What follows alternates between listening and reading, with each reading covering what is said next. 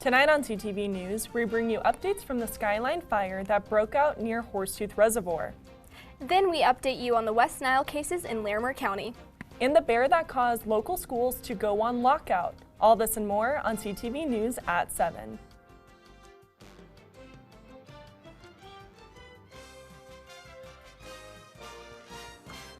We begin tonight with breaking news from this afternoon.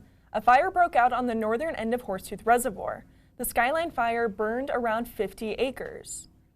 The Poudre Fire Authority responded to the Skyline Fire at the 500 block of northern Larimer County Road 23 at around 11:30 this morning. According to the Larimer County Sheriff's Office, County Road 23 was closed from County Road 42C and 25G. For more updates on this story, follow CTV 11 on Twitter. Fort Collins Police needs help looking for a suspect in an attempted abduction that took place in West Fort Collins on Tuesday afternoon. Police say this suspect is described as a Hispanic male about 5 feet 10 inches with a thin mustache, tattoos on both arms, and bushy eyebrows. He was last seen wearing a white tank top and blue jeans. The car he was seen driving is an older tan 4-door sedan with bubble-tinted window. Anyone with information is asked to call Tessa Jacobson at 970-416-2825.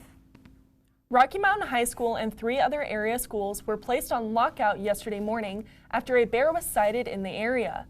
Colorado Parks and Wildlife were able to locate the 125-pound bear in a yard behind the school. Colorado Parks and Wildlife was able to tranquilize the bear and relocate it to the Larimer River Valley. Since August 22nd, there have been 6 accidents in Fort Collins. With a growing community comes a growing concern for safety. I talked to students at CSU and faculty about pedestrian safety. So I came out on my bike and he was, I guess, on the ground when I came out, and there were cars stopped and the cops weren't there yet, so I was waiting there and then the cops came. We are at the corner of Ellis Drive and Pitkin Street, where CSU freshman TJ Avery was hit by a vehicle while crossing the street on Monday, August 26th, the first day of classes. According to the City of Fort Collins 2019 Annual Roadway Safety Report, 87% of all reported pedestrian crashes involve some level of injury or fatality. More than 70% of all crashes occur at intersections and or driveways. Now, 3 years ago, we worked with the city to, we identified a behavior along with this more and more students living west of campus. We saw a behavior of students crossing Shield Street between Pitkin and Elizabeth Street, where there is no traffic light and no controls. And so working with the city of Fort Collins, 2 projects, the bulk of which were funded by Colorado State University, were deployed. One was the underpass under Shields, and the other is the pedestrian activated crossing between Pitkin and Springfield. I feel like it's extremely important for car drivers as well as the students themselves to be extremely aware of their surroundings at all times, looking both ways, as well as the drivers themselves, being cautious of who's in front of them, and looking around to see if there are pedestrians walking. The fatality that happened on campus, the first day of classes, really is something that affects us all, everyone in the campus community, very directly. And so we, me and my campus planning role, and others in these other aspects of making the campus safe, take it very seriously, and it For more information on these accidents, you can visit fcgov.com.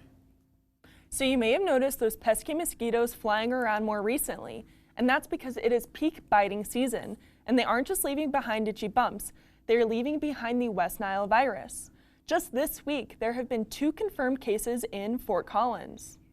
Fort Collins resident Jane Slazak loves taking her dog, Sadie, on early morning walks every day around campus.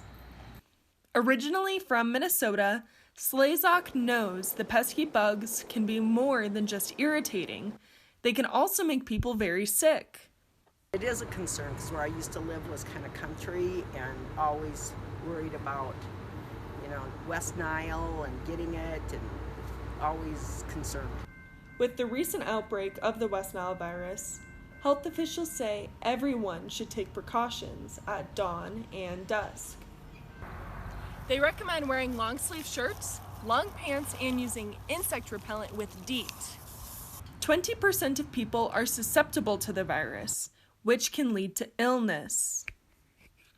Symptoms of West Nile virus are fever, body aches, joint aches, headache. Sometimes people get vomiting and diarrhea. Sometimes they can get a rash. In general, they just feel pretty crummy. The Fort Collins Natural Areas Department say they are taking this very seriously. Our program really focuses on larvicide, so early on in the season before the mosquitoes really ramp up, we're identifying ponds, we're identifying wet areas that are producing mosquitoes, and we're treating those so that we can tamp down the mosquito population at a larval level. But for now, Jane is going to take her chances. After all, Sadie wouldn't have it any other way. The City of Fort Collins and Larimer County Health Department will be spraying for West Nile on Sunday, September 8th and Wednesday, September 11th between 11 at night and 2 in the morning. The spray area will span from Drake Road to the southern end of Douglas Road on the northern end. It will also cover areas between Overland Trail and Shields east to Timberline Road. You know, Bella, although the West Nile virus only affects 20% of people, this week there have been 4 human cases of a different mosquito-transmitted virus called the Eastern Equine Encephalitis that has already taken 1 life in Massachusetts. Wow, Lauren, I actually didn't even know there was another mosquito virus. Yeah, it's really important to wear the mosquito repellent with DEET and to always have long sleeve shirts and pants on when you're outside. I will make sure of that. City Council removed language from their public nudity ordinance that banned women over the age of 10 from exposing their breasts in a public space in Fort Collins. The move to remove the language comes after a fierce and costly legal battle that nearly ended up in the Supreme Court. According to the Coloradoan, the city spent over $300,000 trying to defend its ban, but the 10th District Court of Appeals in February ruled against the city in a 2-to-1 vote, stating that the ordinance specifically targeted a group based on gender. For more information on the story, you can visit collegian.com. The City of Fort Collins launched its broadband network this August 29th. The network, which was originally approved by voters in 2017. The network, which launched for about 1,000 residents, will offer up to will offer 10 gigabytes of high-speed internet. The program offers packages as low as $19.99 for 1 gigabyte and $299 for 10 gigabytes of internet. A full rollout of the network is expected to be done by late 2020 or early 2021. This coming November, Fort Collins voters can expect to see a tax increase on the ballot. The Poudre School District will be asking voters for an $18 million mill levy to fund an increase for teacher salaries. According to the Coloradoan, $14.7 million would be used solely for teachers' pay increases, with $2 million being used for mental health and security and safety. 17 people have gotten sick after eating at Torchy's Tacos on South College Avenue. Complaints started coming into the Larimer County Department of Health and Environment on August 20th. The health department rated the restaurant as unacceptable on the 29th. According to the health inspection report, customers and employees fell ill with symptoms including vomiting, stomach cramps, diarrhea, and headaches. For an updated list of the health inspections, you can visit larimer.org/food. Wow, Lauren, I've actually never eaten at Torchy's Tacos. Have you? I have, just a few times, but I think it's really important to know that that situation is happening so people can avoid that. I agree. That's all the time we have, but don't go away just yet. James Hall will let us know what to expect for this weekend's weather. Okay, so we drowned the fire, stirred it, drowned it again, and now just feel if it's cold. Yeah. Cool.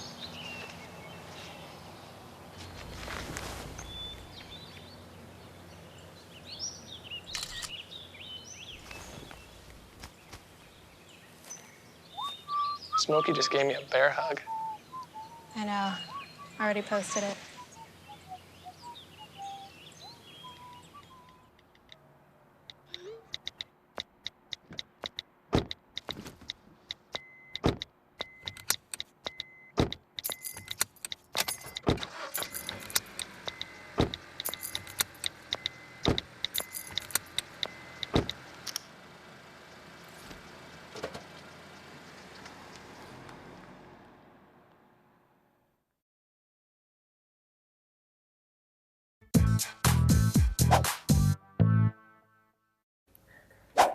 Welcome back, everybody. I'm James Hull, and I'm here to tell you what's going on with the weather as of right now.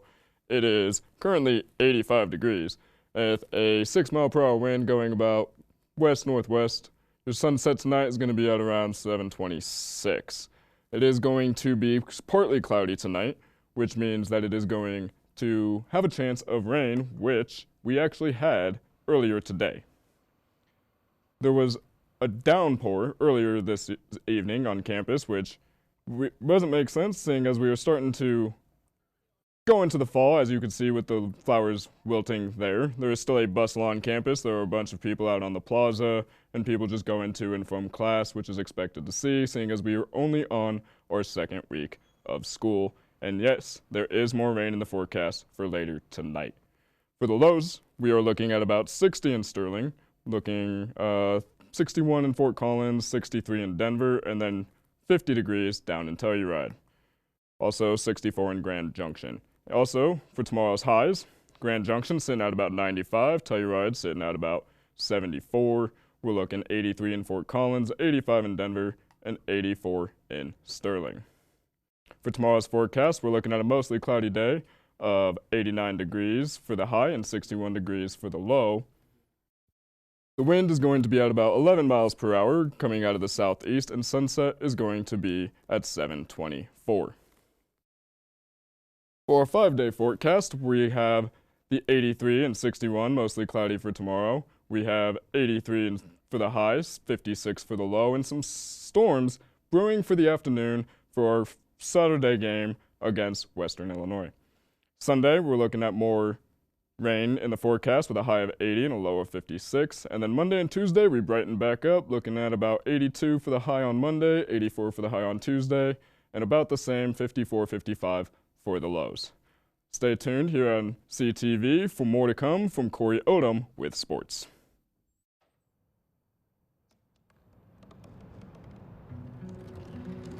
They said I couldn't dream.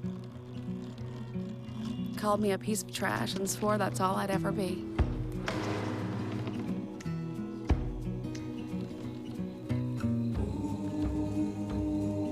Said a bottle couldn't see the ocean.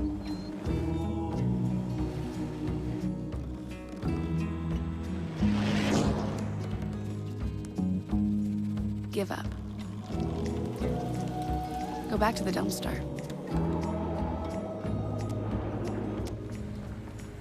But I didn't listen. I made my way.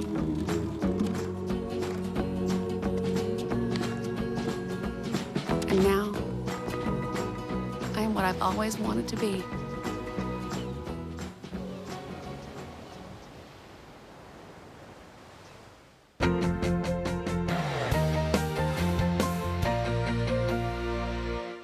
Welcome to the first ever edition of Cory's Countdown. I'm the aforementioned Cory Odom, and it's 3 top stories from CSU sports, 2 highest impact players to watch out for this Saturday, and 1 minute of absolute mayhem. So let's have some fun. 3. First off, Colorado State has inducted the first all-female team into the Hall of Fame. Didn't know CSU had a Hall of Fame? Well, now you do. It was the 1999 women's basketball team who went 31-2 in the regular season. They made it all the way to the Sweet 16 in the NCAA tournament before being knocked out by UCLA. Congrats to them, and as well as the 7 individual inductees and 1 other team. The 2, golf season has finally come. So grab your checkered pants as the Rams head to Georgia to start the season. The Rams aren't going to have it easy, as 13 of the 15 teams attending were present at the NCAA tournament at the end of last season. Keep an eye out. Sophomore Davis Bryant, who led the team last time they took the course last season. With an entire season under his belt, he could look to be a leader. Keep it locked at CTV for all the golf news that you can handle.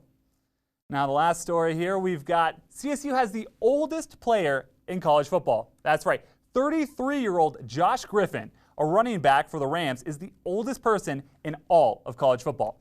Griffin has spent the last 13 years employed by the United States Army.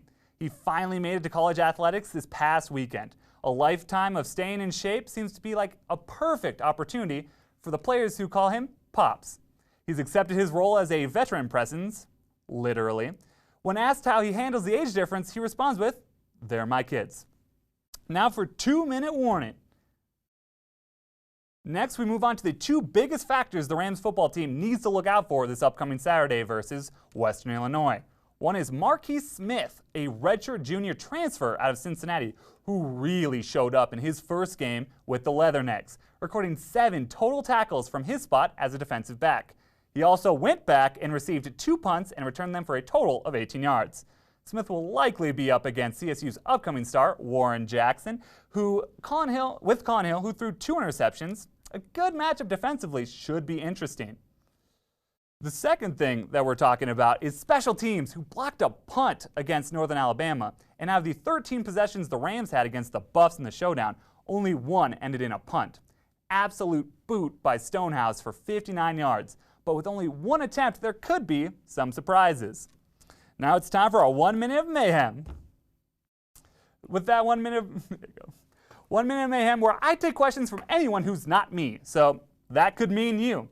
I have never seen these questions before, and if you wanted to toss them in for next Thursday, just tweet at CTV_sports and add the hashtag Cory Countdown to get started. So let's do this. All right. So first, will Antonio Brown play for the Raiders in 2019? Honestly, he's going to have to stop being a kitty baby wimpy whiner and just play it. Helmet doesn't want way you want it. It's totally fine. Next question. We got Packers or Bears. Bears defense is really going to show up, especially when Aaron Rodgers is really the only person on the entire Packers team. Next question. Did Andrew Luck retire too early? Man, if his body's breaking down, I think he's got to take a step away when he's got to. It's better to live a life with some family than to, I don't know, die on a football field. Next question. Should Melvin Gordon keep sitting out? Honestly, Le'Veon Bell did a terrible thing for NFL by just giving up on a whole season. Terrible thing. Should he give up a season? No. Next question. Who wins, CSU or Western Illinois? If Western Illinois wins, I'm going to be really upset because they're a team from a conference I don't even know from. And CSU put up a pretty decent showing against CU in the Rock Mountain Showdown. Next question. Will Lamar Jackson succeed? I don't know. He's new. Next question. Michael Jordan or LeBron James? Jordan all the way. The guys, I didn't make it. Guys, I didn't make it. But coming up next, after the break, entertainment anchor Krista McAllister brings up all the cutest pups from the Pooch Plunge. Keep it locked. They told me a bottle couldn't dream. That I would never become a superhero.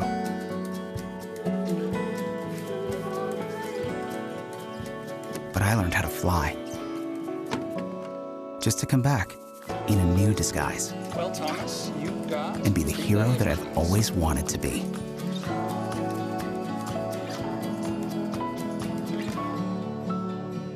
Well, Thomas, you've got pre-diabetes. But with more exercise and a change in diet, it can be reversed. I've tried exercising. It just makes me hungry for bacon. I love bacon, too. And who really likes to exercise? Not me. Me neither. Nobody. So we're good? What? Oh, you still have pre-diabetes. Big time.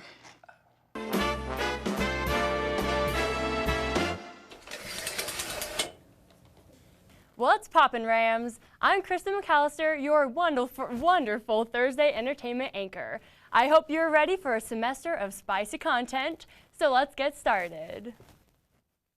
Calling all beer lovers. Fort Collins' own New Belgium Brewery is hosting their Walk in the Woods tour one day of the month for the next 4 months. Starting tomorrow, September 6th, you can take a walking tour through New Belgium's wood cellar and learn about the history of sour beer and the brewery's wood aging program. The only catch is you have to be at least 21 years old, ticket prices are $55 per person, and you should probably be a fan of beer. So if you decide to go, get out your closed-toed shoes, put on your beer connoisseur hat, and get ready for this fun event. Sometimes we all just need time to reach out to somebody we care about. Well, the Right Card shop in Old Town is giving you just that. On Sunday, the Right Card will let literally anybody come down, write a note to whoever is on their mind, then they will take your note to the post office and mail it to whoever and wherever you want. And it's all for free. All I can say is, don't be afraid to show a little bit of love this Sunday. Or hey, just feel free to show some love every day. Who let the dogs out? Who? I found out the answer to this very question last week. I didn't think there was anything better than going swimming on a hot summer day until I saw dogs swimming. For the past 15 years, City Park Pool has dedicated the last day of the summer to allow man's best friend to enjoy the pool. Today is August 25th, and it is one of the most popular days at City Park Pool. It is the Pooch Plunge. It is the one day of the year. It's the one day of the year that we get to invite dogs to play in the pool and have a dog day afternoon. In addition to the hundreds of pups and people that attend, many groups work together to make this a successful event. The Lewis Tennis School donates hundreds of tennis balls for dogs to play with, and a panel of experts set up tents to offer various services for pet owners. We have pet food providers, veterinarians, we have an aquamation organization as well for when your dog passes, there are options for that. And we have the Larimer Humane Society for those who want to adopt, and lots of experts who can come with information about how to care for your pet and love on your pet. Fort Collins is a dog-loving community, and because of this, the pool loves to host this annual event. Yeah, I think that's what's really special for me about the Pooch Plunge. It's an opportunity to show our love to our pets the way that they show to us almost every day. If you want to let your furry friend frolic in the pool, you can find more information about this event on the Pooch Plunge page of the City of Fort Collins' website. If you didn't make it out to the pool this year, don't fret. This event will happen again at the end of next summer. If you're looking for some entertainment on the screen, the Horsetooth Film Festival is back for the City of Fort Collins' crowd. There will be plenty of different events for every person to enjoy. And if you're looking to go but haven't gotten a ticket yet, you're not currently able to get the $95 VIP pass. But fear not, for there are still the standard $45 passes that will get you into most of the events. The festival starts tomorrow and it will be going through Sunday. It's time to get her done. Comedian Larry the Cable Guy is coming to town. He will be performing at the Lincoln Center right by CSU's campus tomorrow night at 7:30. Being the top-of-the-line comic that he is, ticket prices start at $50. The price is a little high for my broke college self, so if you go, definitely let me know how it was. Or if you just want to pay for my ticket, that would be great too, but ultimately it's your choice. Well, Rams, that's all we have for tonight, but don't worry, we will be back next week for the first Monday night sports show of the semester. I'm Krista McAllister. Have a great night.